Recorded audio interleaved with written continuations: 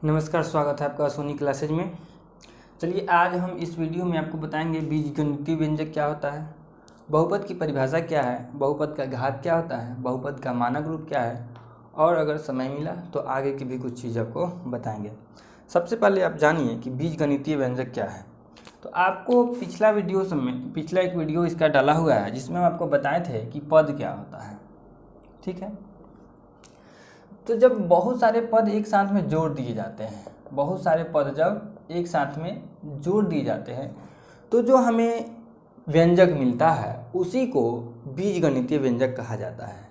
Example के तौर पर 3x² क्या है, एक पद है। 2y क्या है, एक पद है। +5 भी क्या है, एक पद है। तो ये सब का सब मिल के हमको क्या दिया, बीजगणितीय व्यंजक दिया। मतलब कि 3x² + 2x + 2y + 5 को हम क्या बोलेंगे, बीजगणितीय व्यंजक बोलेंगे। और भी देखिए 4y, यह अकेले में एक पद भी है और बीजगणितीय व्यंजक भी है। 5 को भी हम पद कहेंगे और बीजगणितीय व्यंजक भी कहेंगे। ठीक है, और देखिए जैसे कि 4/3x + 2, यह भी क्या है, बीजगणितीय व्यंजक है और पद भी है। तो सिंपल भाषा में यही है कि जब एक पद हो या फिर एक से ज़्यादा पद हो, ऐसे नॉर्मली एक से ज़्यादा पद के लिए ही लिया जाता है, तो उसे हम क्या कहते हैं, बीजगणितीय व्यंजक कहते हैं। तो ये बहुत बात क्लियर हो गया। अब बात करते हैं बहुपद का। तो बहुपद में एक चीज़ है, एक कंडीशन है, एक शर्त है। शर्त यही है कि बहुपद में चर सिर्फ एक ही होगा। एक ही कहने का क्या मतलब है कि जैसे कि इसमें देखिए, इसमें एक चर x है और एक चर y है, यानी कि चर की संख्या कितनी हो गई, 2 हो गई। तो यह बहुपद नहीं है। बहुपद क्या है, बहुपद वह है जो जिसमें चर सिर्फ एक ही हो। उदाहरण के तौर पर अगर देखा जाए 3x² + 2x अगर हम लिखते हैं तो दोनों चर क्या है, x है। दोनों में चर क्या है, x है। हम आपको चर, गुणांक, सजातीय, विजातीय, ये सारा चीज़ पिछला वीडियो सब में बताए हुए हैं। आप प्लीज़ जाके पीछे का वीडियो भी देखिए। अगर अच्छे से एक क्रमित ढंग से पढ़ाई करना है तो ठीक है, सारा थ्योरी पढ़ा के आपको क्वेश्चन, आपको सॉल्यूशन कराते हैं मैथ का। तो आगे देखिए, तो यह क्या है, 3x² + 2x है। दोनों में चर क्या है, x ही है। तो यह बहुपद कहलाएगा। ठीक है, बहुपद से रिलेटेड और भी कुछ बातें हैं जो हम आपको आगे दिखाएंगे। जैसे कि सिर्फ इतना ही नहीं, और सिर्फ जरूरी नहीं कि x में ही हो, जैसे कि 2z + 2 चाहे 5, माइनस भी लिख सकते हैं। ठीक है, कुछ भी हो।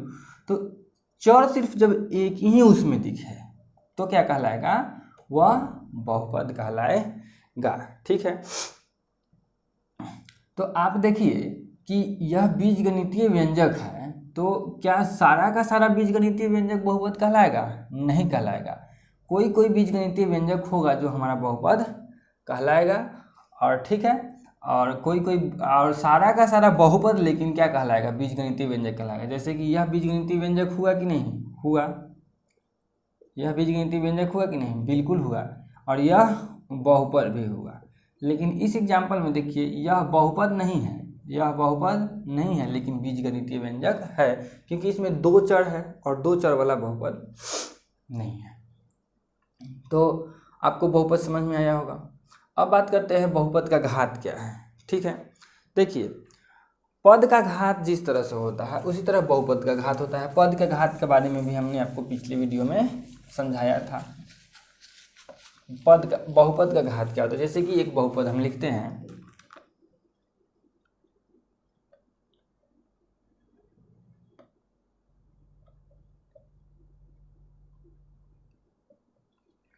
बात एक ये एग्जांपल लिख लिए।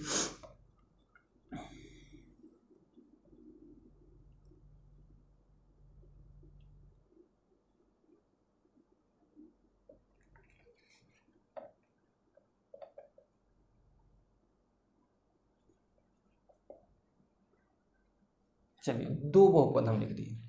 बहुपद का घात इसी से आप लोग समझ जाइएगा। कहता है कि बहुपद का घात वह होगा जिस पद का घात सबसे ज़्यादा होगा। बहुपद का घात वह होगा जिस पद का घात सबसे ज़्यादा होगा। ठीक है, तो देखिए इसका घात कितना है, 3, यह एक पद है और इस पद का घात कितना है 3। यह एक पद है, इस पद का घात कितना है 2। यह एक पद है, इस पद का घात कितना है 1। और यह एक पद है, इसका घात कितना है 0। अब कहिए कि इसका घात 0 कैसे है, तो आप 10 को 10 गुने x के पावर 0 लिख सकते हैं। अब जब हम आपको वास्तविक संख्या पढ़ाए थे, वास्तविक जो नंबर सिस्टम पढ़ाए थे, जब आपको संख्या पढ़ती, तो उसमें ये सारा चीज़ बताए थे कि इस टाइप का जो क्वेश्चन सब था, जैसे किसी पर भी पावर 0 होता है तो उसका वैल्यू कितना के बराबर होता है 1 के बराबर होता है। तो 10 गुने 1 कितना रह गया 10 ही रह गया। तो यहाँ पर हम इस 10 को ऐसे भी तो लिख सकते हैं 10 गुने 1 के पावर 0 लिखा जा सकता है। तो जब इस 10 को 10 गुने 1 के पावर 0 लिखा जा सकता है तो इसका पावर कितना लिखाएगा 0 ही नहीं लिखाएगा। अब आप बताइए कि इस बहुपद में, यह क्या है बहुपद है, इस बहुपद में सबसे ज़्यादा घात वाला पद कौन है 2x³ है। क्या है 2x³ है। तो पद का घात कितना हुआ, बहुपद का घात कितना हुआ 3 हुआ। कितना हुआ 3 हुआ। अब इसमें देख लेते हैं, इस पद में घात कितना हो जाएगा 3 और 2 5। इस पद में कितना हो जाएगा 1 यहाँ है 2 यहाँ है, कितना हो गया 3। इसमें कितना हो जाएगा 1 और 1 2 और इसमें कितना हो जाएगा 0। अब आप तुरंत देख के बता दीजिएगा कि अच्छा ये 5 कैसे हुआ है 3 और 2 को जोड़ के, ठीक है। 3 कैसे हुआ है 1 और 2 को जोड़ करके। तो अब आप तुरंत बता दीजिएगा कि चलिए इसका बहुपद का घात कितना हम लिख सकते हैं 5 लिख सकते हैं। बात समझ में आ गया, बहुपद का घात कैसे लिखाएगा। अब है बहुपद का मानक रूप लिखना। जैसे किसी भी चीज़ को हम लोग एक सिस्टमेटिक ढंग में लिखेंगे, जैसे तैसे तो लिख नहीं सकते हैं, तो वही सिस्टमेटिक ढंग में लिखना, सजा धजा कर लिखना, उसका मानक रूप कहलाता है। तो देखिए किया क्या जाता है कि जो बहुपद क्या है सिर्फ एक चर में होगा, तो उस चर का पावर या तो घटते क्रम में लिखिए या नहीं तो बढ़ते क्रम में लिखिए, कुछ इस प्रकार से। जैसे 4 हो गया, x के पावर 3 लिख दो, प्लस 5 x का स्क्वायर लिख दो, -3 माइनस कुछ बटा भी लिख दो, -5/4x और +4। देखिए हम कर क्या रहे हैं, पावर को घटते क्रम में लिख रहे हैं 3 2 1 0। तो यह बहुपद का मानक रूप है। यह क्या है बहुपद का मानक रूप है। अब आगे बात को समझिएगा। लेकिन इसी चीज़ को अगर हम ऐसे लिखें, 4x² नहीं ना था 5x² था,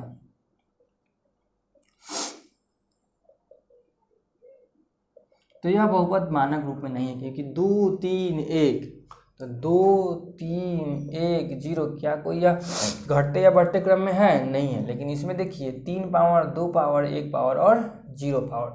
तो जब पावर को घटते क्रम में या फिर बढ़ते क्रम में लिखते हैं, बढ़ते क्रम में कैसे, इसको हम ऐसे भी लिख सकते थे 4 -5/4x प्लस 5x का स्क्वायर प्लस 4x³। तो इसको हम लोग क्या लिख सकते हैं, इसको हम लिख सकते हैं कि यह जो बहुपद है अपने मानक रूप में है। बस समझ में है बहुपद का मानक रूप। तो ये तो एक चीज़ हो गया। लेकिन इसको ना कुछ टर्म में लिखा जाता है, जैसे कुछ अपना लोचा है इसका। सबसे पहले तो आपको बता दें कि बहुपद को, अगर कोई बहुपद अगर चर x में है तो उसको यहाँ p लिखते हैं और px लिख दिया जाता है, ठीक है। कोई बहुपद अगर कोई बहुपद हो जिसमें चर y हो तो y लिखेंगे, यहाँ पर p लिख देंगे। सिर्फ p नहीं, fx भी लिखा जाता है, gx भी लिखा जाता है, qx भी लिखा जाता है। तो ये सब चीज़ भी याद रखिएगा। fx px gx qx अगर ये सब चीज़ लिखा हुआ है तो वह क्या है बहुपद है। और यह x चाहे y चाहे z क्या दिखाता है, यह दिखाता है कि उसी चर में है। जैसे कि अगर px लिख रहे हैं तो हम इस चीज़ को लिख देते हैं, ठीक है। इसको यहाँ लिख देते हैं 4x³ plus 5x² -5/4x plus 4। तो देखिए यह जो हुआ ना, यह x करने का यही मतलब था कि इस बहुपद में चर क्या है x है। अगर इस चीज़ को हम यहाँ लिख देते हैं तो ये गलत हो जाएगा, क्योंकि यहाँ तो हम दिखा रहे हैं कि y में है और लेकिन हम क्या कर रहे हैं x में बहुपद लिखेंगे। तो इसके लिए y वाला बहुपद ही लिखना होगा, जैसे कि 4y³ प्लस 5y का स्क्वायर -5/4y और प्लस 4। तो ये जो चीज़ हुआ दोस्तों, ये सही हो गया। इसमें चर यहाँ y दिखाया हुआ है, तो यहाँ अगर z दिखाया हुआ है तो आपको चर z ही लेना होगा। अगर जो भी यहाँ पर लिखा हुआ है वही क्या हो जाएगा चर हो जाएगा, ठीक है। अब इसको मैथमेटिकली कुछ सिस्टमेटिक ढंग से लिखा जाता है, जो अधिकतर बच्चों को समझ में नहीं आता है कि लिखा हुआ क्या है, उसको ऐसा ही छोड़ देते हैं। लेकिन सही में देखा जाए तो वह जो होता है ना एक ढांचा है। और ढांचा क्या, जैसे कि बहुपद का जो मानक रूप है जो px है वह कुछ इस प्रकार होता है कि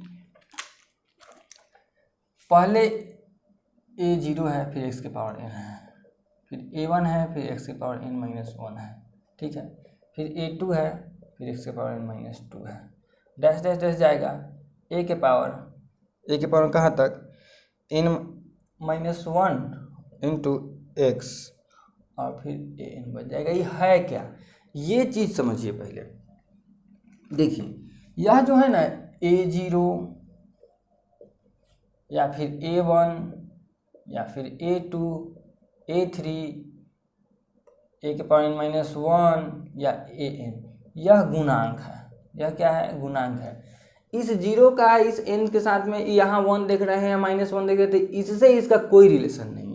a1 से इसका कोई रिलेशन नहीं है, a2 से इस इस 2 से इस -2 का कोई रिलेशन ही नहीं है। ये बात जान लीजिए पहला बात। तो ये है क्या, ये कुछ है इस तरह कि यह देखिए यह पावर घट रहा है। जैसे कि पहले कुछ n था, यह पावर अब उसमें से 1 घटेगा पावर, फिर 2 घटेगा पावर, फिर 3 घटेगा पावर, जैसे जैसे घटते घटते कितना, कभी ऐसा समय आएगा कि सिर्फ उस पर 1 पावर बच जाएगा। कितना पावर बच जाएगा, 1 पावर बच जाएगा। और कुछ समय एक समय ऐसा भी आएगा कि an के साथ के x के पावर 0, जैसे 10 वाला में किए हैं वैसे ही यहाँ पे करना पड़ जाएगा। इसको हम एक एग्जाम्पल से समझाते हैं ऐसे। और a1 a0 a1 a2 इसका इस x के साथ में कोई संबंध नहीं है। इस जीरो का इस n के पावर जो यहाँ n लिखा हुआ है उससे कोई लेना देना नहीं है। या जो 1 लिखा हुआ है इस 1 का n-1 से कोई लेना देना नहीं है। एकदम क्लियर रही इस बात को। जैसे 4 y के पावर अगर हम 5 लिख दें, ठीक है, तो यह जो 4 हुआ ना यह a0 हो गया, ठीक है। और यहाँ चूंकि चर x लिए हुए हैं, हम चर यहाँ क्या ले रहे हैं, y ले रहे हैं, तो ये n के जगह पर कितना हो गया, 5 हो गया। अभी थोड़ा देर पहले बहुपद का मानक रूप आपको बताया था कि अब वो पावर क्या होगा, घटेगा। पावर क्या होगा, घटेगा। यानी कि अगर हो सके तो 3/2 इंटू वाई के पावर 4 ले सकते हैं, क्योंकि अगर इसको मानक रूप में लिखना है तो इसको घटते क्रम में ही लिखना होगा। अब देखिए यह जो 3/2 है यह a1 है। हम आपको बताए थे ना कि इससे इसका पावर्स में कोई जोड़ घटाव का कोई संबंध नहीं है। अच्छा, जरूरी नहीं है कि 5 के बाद में 4 है, 4 के बाद में 3 ही हो सकता है कि सिर्फ y ही हो जाए, सिर्फ y ही हो जाए। तो कहने का क्या मतलब है कि पहले 5 हुआ, 4 हुआ, अब 1 हुआ। अब क्या हुआ, 1 हुआ। तो यह क्या हुआ, घट ही रहा है ना। तो देखिए पहले पावर n था, फिर उसमें से कुछ घटा, फिर उसमें से कुछ घटा, और एक समय ऐसा आ जाएगा कि पावर से कितना बच जाएगा, 1 बच जाएगा। तो पावर यहाँ पर भी क्या बच गया, सिर्फ 1 बच जाएगा। और कुछ ऐसा कभी ऐसा हो सकता है कि सिर्फ उसमें कांस्टेंट टर्म ही हो। कांस्टेंट टर्म कहने का मतलब क्या हो गया, स्थिर पद ही हो। तो सिर्फ हो सकता है कि 5 ही हो, चाहे 4 ही हो, चाहे 2 हो, चाहे कुछ बट्टा में ही हो। तो यही चीज़ यहाँ पे लिखा हुआ है कि इसको इससे कंपेरिजन कीजिएगा तो a0 का वैल्यू कितना है, 4 है, और x के पावर n का वैल्यू कितना है, y के पावर 5 है। अभी पावर घटते हुए लिखाएगा, अभी पावर क्या होगा, घटते हुए लिखाएगा। यही है आपका बहुपद का मानक रूप। अभी अब सिर्फ इतना ही नहीं है, कुछ और चीज़ आपको एक्स्ट्रा इसमें जानना यह है कि यह जो n होता है, यह जो n है, n हमेशा पूर्ण संख्या होना चाहिए। पूर्ण संख्या तो बात समझते हैं, जैसे कि 0 हो, 1 हो, 2 हो, 3 हो, 4 हो, 5 हो, बट्टा उट्टा में नहीं होना चाहिए। जैसे कि अगर 4 गुने a के पावर 1/2 प्लस 5 गुने x के पावर 1/3 पूछ दें तो नहीं, अभी तो सबसे पहले x के पावर 1/2 और x के पावर 1/3, क्या यह बहुपद है? आप कहिएगा नहीं, यह बिल्कुल ही बहुपद नहीं। क्योंकि बहुपद कहता है कि जो n होगा, जो उसका पावर होगा, पावर जो होगा यानी कि घात जो होगा वह पूर्ण संख्या होना चाहिए। क्या होना चाहिए, पूर्ण संख्या होना चाहिए। कभी भी बहुपद का घात क्या होना चाहिए, पूर्ण संख्या होना चाहिए। लेकिन इसका गुणांक कुछ भी है, जैसे कि √3 गुने x, यह हो जाएगा x² प्लस √5x, यह बहुपद हो जाएगा। लेकिन 3 गुने √x प्लस 4x यह बहुपद नहीं होगा। क्यों? क्योंकि इस x को अगर पिछला चैप्टर आप पढ़े हैं कि x के पावर को 1/2 लिखा जाता है, तो आप समझ गए होंगे कि यह चूंकि x के पावर पूर्णांक नहीं है, यह क्या हो गया, भिन्न हो गया, या फिर परिमेय संख्या भी नहीं कहिए तो यह क्या है, बहुपद नहीं है। तो बात समझ में आ रहा है आप लोगों को, ठीक है। अच्छा, एक बात और याद रखिएगा कि अगर हिसाब आपको बनाना है, जैसे क्वेश्चन सॉल्व करना है, क्वेश्चन क्या करना है, सॉल्व करना है, अगर बहुपद मानक रूप में नहीं दिया हुआ है तो उसको मानक रूप में ही लिखना है, ठीक है। अब कुछ चीज़ ये बात जान लीजिए, गुणांक पर भी कुछ चीज़ उसका नाम लिखा था, जैसे कि अगर दिए हुए बहुपद में, पहले हम कुछ एग्जाम्पल लिखेंगे आपको, उसके बाद में आपको इस चीज़ को समझाएंगे कि हम क्या बोलना चाहते हैं। जैसे कि छोटा छोटा एग्जाम्पल लिख लेते हैं, 4x + 5, 3/2x + 6, ठीक है। और क्या है,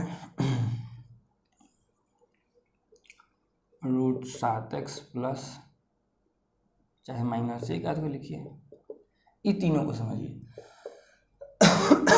देखिए, यह 4 और यह 5, 4 और 5 क्या है, पूर्णांक है।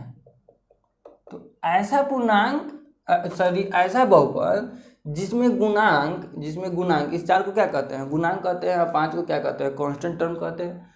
तो अस्थाई पद इसको कहता है। तो अगर गुणांक जो है पूर्णांक हो तो उस बहुपद को पूर्णांकों पर बहुपद क्या कहा जाता है, पूर्णांक पर बहुपद कहा जाता है।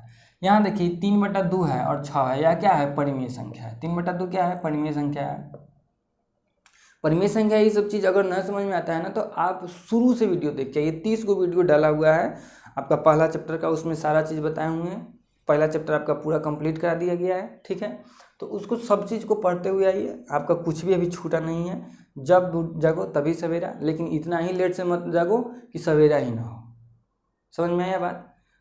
अब रात में सोए गए, फिर रात में ही उठोगे तो क्या सवेरा होगा। इसलिए आप करो क्या कि शुरू से पढ़ाई शुरू करो, ज़्यादा टाइम नहीं लगेगा। 30 वीडियो देखने में ज़्यादा 5 से 6 दिन लगेगा। 5 से 6 दिन में एक चैप्टर कंप्लीट हो जाएगा। उसके बाद में इसको जैसे जैसे धीरे धीरे पढ़ाते जाते हैं, आप अच्छे से बेहतरीन ढंग से पढ़ते हुए लिखते हुए चलिए।